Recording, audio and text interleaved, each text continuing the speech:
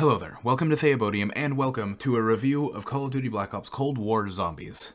What a mouthful. This is going to be a video series reviewing the game, and in this first video I want to do a general overview. I'm not going to talk about specific game mechanics, I'm not going to talk about specifics or anything like that. I'm going to do a general overview and a general review of the game. I'm beginning with these two major points that I was very concerned with going into Cold War: microtransactions and the game being too easy. To my surprise, the game is not flooded with microtransactions, as previous Activision games would have us believe that it would be. Not only is it not filled with microtransactions, I actually have not found any microtransactions yet. To be fair, I haven't looked for them, and I don't know if they exist in multiplayer or any other places in the game. But as of right now, microtransactions do not seem to be a part of the game, at least not in Zombies.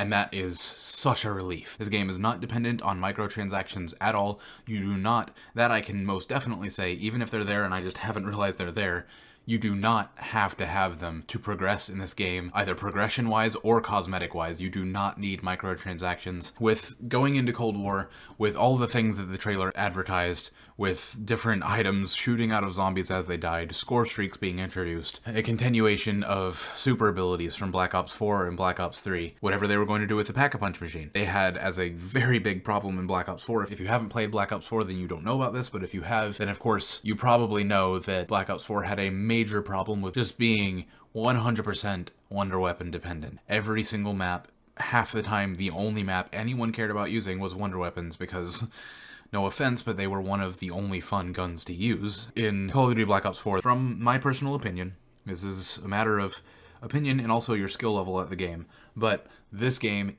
is not easy. I have been playing zombies for a very long time.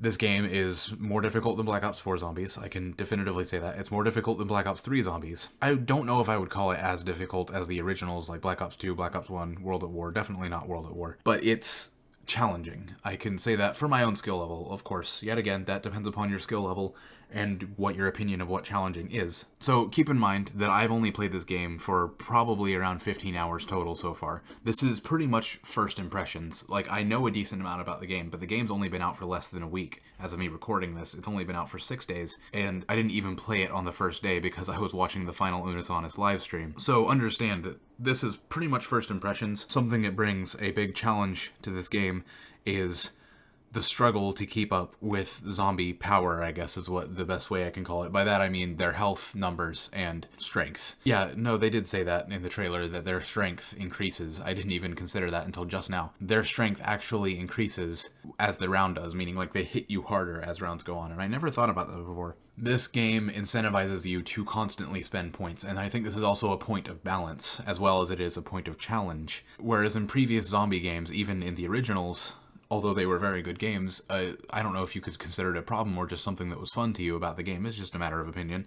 But the fact of the matter is that in the beginning of the game, you could go spend $950 on the mystery box and get the Wonder Weapon on round 1 or 2, and you'd be set for the rest of the game. Or in Black Ops 2, you go hit the box and you get the hammer or the galil, and you have half of your loadout for the rest of the game because you know that those are some of the best guns in the game. And you have your points like set out. You spend a simple amount of points and then you're done. With this game, through many specific mechanics, this game constantly pushes you and incentivizes you to continuously spend points because it handicaps you and what you can achieve, like what you can get in the beginning of the game. You cannot just hit the box and get set up right off the bat. You actually have to continuously set yourself up. As the rounds continue to increase in difficulty, you have to match that difficulty by increasing yourself in power by spending your points, and you have to spend them wisely as well. You can't just spend them willy-nilly, because then you're going to end up probably in a situation where you feel a lot less powerful than the zombies you're fighting. And that is probably one of the biggest points of challenge of this game. A simple thing that I'd like to talk about in contrast to the previous games. Black Ops 3 started this with overwhelming amounts of zombie spawns and where they're coming from, where they would like start to spawn in the next room before you even got there and stuff like that. And then Black Ops 4 made the zombie spawns even more overwhelming at times. But at the same time, with Black Ops 4, the balance got completely thrown off because the training felt more clunky and they changed the way training worked, and it just didn't feel that fun to train anymore. But in this game,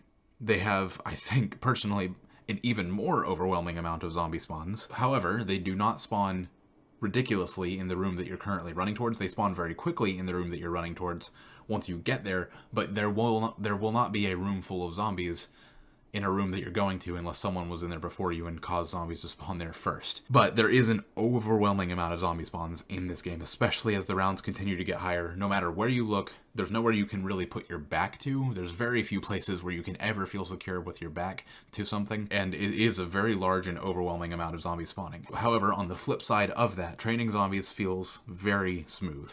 It's easy to understand. They fixed a lot of the issues that Black Ops 4 had with the base training mechanics, and the training feels so smooth.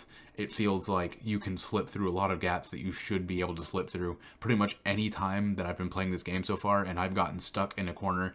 I knew going into the corner I was trying to slip through that I probably wasn't going to be able to fit between those two zombies. Like, you feel like you have a general idea of what your character's body size is, and he's not going to get stuck on really clunky like corners or anything like that. You are not going to get randomly stuck in between two zombies that you were pretty sure you should fit between. At least, again, from my experience, the game's training has run incredibly smoothly. And also keep in mind that I've been playing this on an Xbox One, not an Xbox Series X or S, so I'm actually playing this on the previous gen console for what this game was technically made for, and I'm still having a very smooth experience. And the last thing to focus on challenging experiences is the balance of super abilities / wonder weapons. I personally believe they did this balance very well. Again, that is opinionated, but the fact part of it is that you will not be dependent on wonder weapons in this game. I haven't even touched the wonder weapon yet. It seems to be very rare out of the box because I have spun the box a lot and I have not gotten the wonder weapon. I haven't even gotten the classic ray gun, but then again, that could just be me being unlucky. But from my experience,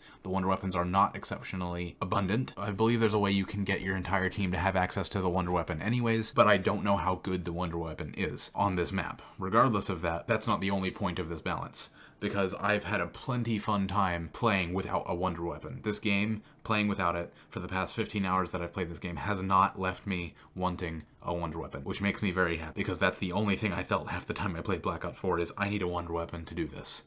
And I don't feel that at all. I feel like there's a good balance where I feel challenged, yet I feel like I can get by without a wonder weapon just fine. But to add to that, which I think is even more important, is that Black Ops 4, again, referencing back to Black Ops 4 negatives, and also Black Ops 3, both of them had too much save me abilities. Not just like a save me wonder weapon like the Thunder Gun used to be, because that being especially one of the only save me things in the original games, that was very useful, and I don't think that it was necessarily out of place. Black Ops 3 started it off with things like In Plain Sight, or Now You See Me, which would let the rest of your teammates be in a save me situation, or Undead Man Walking, which would make all the zombies only walk, or Idolize, which would make your entire team invisible to the zombies for a period of time, or nuke drops that you could just drop on command with Gobblegum. Just Gobblegum as a whole was a save me situation. Although as fun as Gobblegum were to use, and there's a lot to crap on about Gobblegum, but there's also a lot to praise because they were very fun to use, and at the end of the day, that's what the point of a game is. A lot of opinionated stuff though about that. In the end, there was a lot of save me stuff, and it made the game so much easier to have Gobblegum in your back pocket. And on maps that things like the Ragnaroks were available, that stuff was also a save me. And then the wonder weapons stepped in and made there be even more save me stuff, like the bows and the Thunder Gun and the Apothecon Servant that I don't remember what it's actually called. The Squid Gun, as I've heard it called. All of those wonder weapons are like save me wonder weapons, on top of the fact that you have a save me Gobblegum in your back pocket, and you have a save me super ability charged. That was just Black Ops 3. Then Black Ops 4 comes in and you don't even have to build your super abilities anymore, so you have a save me super ability that you can always have equipped and constantly charging. Oh, of course monkey bombs are there. They've always been a save me thing, but again, that's like a relief that the game has always had for you if you needed it, and I don't think that messes up the balance of the game at all, but adding more to that did mess up the balance. So you've got a super in your back pocket that's so effective. I don't think having super is a bad thing necessarily, but having a super that lasts for so long and is so effective and you can revive down teammates while you're using it. And in Black Ops 4, if you have your Ragnarok at level 3 or your Resurrection Staff at level 3, then you can revive teammates with full perk setups again without having to lift a finger, and they're defended while you're doing it. It's very powerful. It's fun to use. Again, don't get me wrong, but it's ridiculously powerful, and it makes the game too easy at times. And with the introduction of Wraithfires, it made that another save me thing that was in your back pocket that you had two of and could pull out basically at any moment that would not hurt you in any way and would stop all zombies in their tracks if you just put it in the right spot. And you had your save me wonder weapons, and you had elixirs, which basically had all of the effects of Gobblegum. They weren't as good, mind you, but they were still basically Gobblegum. and you also had that in your back pocket, and the Wraithfire specifically made the game so easy. But the point is that this game has a much more challenging experience in store, because yes, you still do have equipment, but it is nowhere near as ridiculously powerful as like the Wraithfires, where it's more of a traditional sense. It's used to help you, but it's not going to constantly save your life, and you have to actually use your equipment strategically, which I like a lot. And you do have a super weapon, but now your super weapon is more like, I guess, the level, if not less than the level of a Wraithfire from Black Ops 4 is what I would say, depending upon what super you're using and how you're using it. They made the super more that level of power, and I appreciate that, personally. And what that does for the game is it means you don't constantly have a save me thing that will always work. You commonly have a save me thing in your back pocket. Not always. You have to play the game right if you want to have one in your back pocket, but they're nowhere near as effective as they used to be.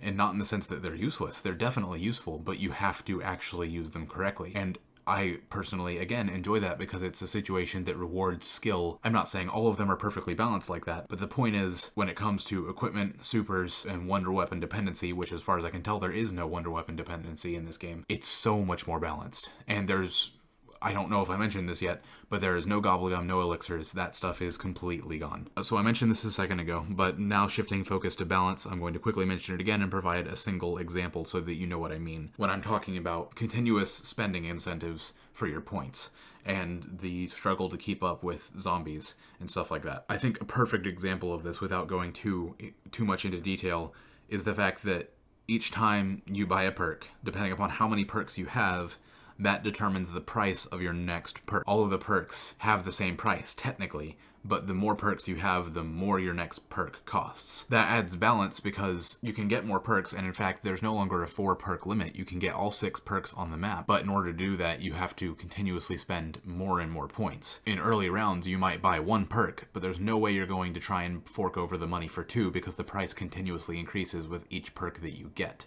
And so you can't just stack up your power on one thing in the beginning of the game. To refer back to the issue that happened with Black Ops 4, where all the guns felt the same and they all pretty much had around the same damage output, and it just felt like none of them were unique. I believe they wanted to make it to where people could use a gun based off of style preference as opposed to which ones actually functionally operate the best. And of course there's no way of avoiding the fact that some guns are going to be better than others, but they wanted to, I believe, at least minimize that gap. Again, what they did accidentally is make it to where none of the guns were good pretty much, or they were all mediocre and none of them were really fun to use. In this game, every single gun has a relatively equal damage output. Again, that's never going to be perfect, although I think that's what they were aiming for. It of course depends upon what weapon class you use, how accurate you are with that weapon class, and what weapon class you prefer, because in the end, like, a newer player who's played video games less and is less accurate with guns will probably think that SMGs are better than tactical rifles, whereas more experienced players might prefer tactical rifles because they prefer that ability to get constant precision shots and deal out lots of damage and have more control over how they're shooting. And that's just between 2 different classes. There's lots of different weapon classes in this game, obviously. You've got LMGs, you've got assault rifles, you've got pistols, and all of those, I think they tried to equalize the damage tables so that you can output the same or at least a similar amount of damage with all of them. But here's the 2 major improvements on Black Ops. Number 1, and most important, the guns have personality. All the guns do similar damage, and they feel as though they do similar damage if you get them all as the same rarity. But, and a big but here, they all feel different to use. They all have personality. The sound design is unique to every single gun. The animation design is unique to each gun. Obviously, guns still just shoot bullets, but the guns feel unique to use. I cannot say how much I think the games were in need of that after Black Ops 4, especially, where all of the guns felt dry, dull, and all of them were so similar. The sound design was so similar, the animation, the style of all the guns was so similar, there was no personality to any of the guns. And this is a point on variety. This game, with its weapon character and personality, because of the sound design and all the animation design and the design of the weapons themselves, it allows for people to say, I like this gun more than this gun just because of the way it looks and the way it feels when I use it. And on top of that, to add to the balance part of that, because all of their damage is equal, it means that you can use whatever gun you want and you don't feel like you're doing worse than other players because they're using other guns, or you don't feel pressured to use a specific gun that you don't care for just because it's technically better. Because technically speaking, all of the guns are around the same power level, and that is a thing that I think is very good.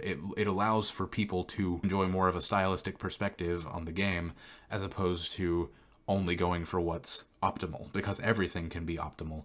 It's about what you want to use. Again, I'm not saying that this is perfect. There is no perfect balance. I don't think that there will ever be any type of perfectly balanced video game, and there are still going to be guns that are better than others. But overall, this is the case with the guns. And of course, this leads me into weapon rarity, and the reason why this works, as opposed to what happened with Black Ops 4 where all of the guns felt mediocre. Weapon rarity makes it to where you can start the game with the 1911, the classic starter pistol that will last you for a while, and it very quickly will drop off damage and you feel like you can't do anything with it anymore as an uncommon weapon. And then you get it out of the box again, not to mention the fact that you can carry two of the same gun. Just by the way, keep that in mind, if there's a gun you really like, you can have two different versions of it in your inventory. But you could get the 1911 out of the box in a epic version, a yellow version, and suddenly the gun is better than your pack-a-punch rare SMG. It's a very good juxtaposition there and balance, I think, that the weapon rarity adds that damage boost to your guns so that as the game continues, if you get higher rarity weapons, then you can actually enjoy the weapon that you like without having to worry about the fact that it's not as good as another gun, because again, all their damage is roughly equalized. I would also like to point out that unless it's done like in specific ways, I am not typically a fan of weapon rarity. I enjoyed it in Halo 5 okay enough, and I really like the way Dying Light did it, but overall, up until it seems like it started to be used differently, I did not enjoy weapon rarity, but this is one of those cases where it seems to be used in a very creative and good way. And that is a major point of balance to this game. It allows for a lot more variety as well, a lot more personal choice over solely optimal choice, because the optimal can be whatever you want it to be. And the final note on balance is also about weapon rarity. Your access to higher weapon rarities increases as rounds increase, but early on, you're not going to get a legendary or epic weapon most likely out of the box. It's just not going to happen. But later on, you go back to the box and spend more of your points. Again, some of those continuous incentives to spend your points, and you will get higher rarity weapons out of the box. Your chance increases of getting higher rarity weapons and adds more balance to the game, because as the zombies continue to get more and more powerful, you get higher chances to get more and more powerful weapons. Moving on to my final point to focus on, which is variety. I didn't even realize, but I've already talked about half of this, which makes sense by the time I've gotten to it, because of how much I've rambled on about stuff and related it to variety. The first thing here in my notes is weapon character / personality. I already talked about that. Another thing is weapon rarity. I pretty much discussed all of that. The only thing I really haven't touched on is attachment randomization. Whenever you buy a gun off the wall or whenever you get it out of the box, the attachments on that gun are randomized. And so that gives you even more incentive. If you're in very late game and you're getting pretty much only epic draws out of the box, maybe you should still go hit it again, because the gun that you have maybe just doesn't have quite the attachments that you want it to have. Or the wall gun that you bought, you're not really ever sure what you're in for, even though it's a wall buy and you know what rarity it is, you're still going to get a surprise with the attachments. Whether or not you like that is, again, of course, up to you. Personally, I'm on the fence. I feel like it's probably going to be one of the more controversial aspects about this game, the fact that in late game, you cannot really customize your weapon attachment loadout. You just have to get what you get out of the box. And then to follow that up with is equipment randomization. Your loadout no longer includes equipment. You can no longer pick your grenade. That means that it's not like Black Ops 4 where you pick a grenade and that's the grenade you have for the whole match, and it's the only one that you can use for the entire match, unless you're playing on like Blood of the Dead and you want to get the Hell's Redeemer. Then you're stuck with the thing that you have, or unless you get monkey bombs also. With tacticals and lethals, you pick them up pretty commonly off of zombies, and it's randomized which one you get. And so you could stick to using only your favorite one. And so that is another thing that applies to a variable experience, because in one match, you can pick whichever your favorite equipment is that you want to use, whether tactical or lethal, and then switch it up mid-match and go try and collect some different equipment piece that you're curious about or that you just want to switch to and you're in mid-match. So that also adds variety to the game. When it comes to randomized attachments, your weapon rarity, and randomized equipment and all of that stuff, this game rewards an adaptable playstyle. The more you play this game, the more adaptable you become to this game. And the better you get at this game, the more rewarded you'll be. It's not like incredible rewards or like in-game rewards where you get some more stuff, but it's just the fact that if you can make use of whatever random equipment you get, whatever gun you get out of the box or off the wall with whatever attachments it has, if you can make use of that, then you will be much better off than the players who are trying to stick to a specific type of equipment piece or score streak or something like that that they like the most. If you are adaptable and you can use many of the equipment, because I think a lot of them are similar in what they can do. It just depends upon how you use them. If you are more adaptable, you will survive longer and be better at this game. And I don't think that that necessarily adds more variety, but it is something that I wanted to mention based on the variety, is that this game is rewarding of an adaptable playstyle, because there's so much randomization. And finally, the last big thing that I think adds variety to this game is your loadouts. Although you cannot choose your equipment, that's randomized in-game, you can create classes and change classes mid-game. I think you might change on spectation, probably. But also, you can start, you have to unlock them, but you can start with any gun in the game besides wonder weapons. And that adds a decent bit of variety, because you can start every single match with a different gun in your hand.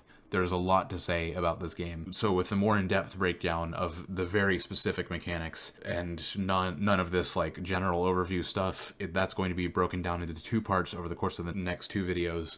And there will probably be more following that. Yeah, this has turned out to be a much longer video than I thought it would be. This series is going to be a lot of work to make, surprisingly, because it takes a lot more work to organize my thoughts and to actually go through this recording process and get the footage that I need from the game that I thought. So I hope that you guys enjoy these videos. I'm going to cut this down a lot, but right now it's looking like this is going to be a 30-minute long video, which I was not intending. So if you've made it through this entire video, then thank you very much. I appreciate it. Anyways, time to end this video off. I'm gonna go get to editing this. Thank you guys so much for watching. These past 2.5 months of my channel have been great. This is my 34th video. I really appreciate my last few subscribers and the support recently on the channel. And I hope that you all continue to enjoy the content. I'll catch you in the next one.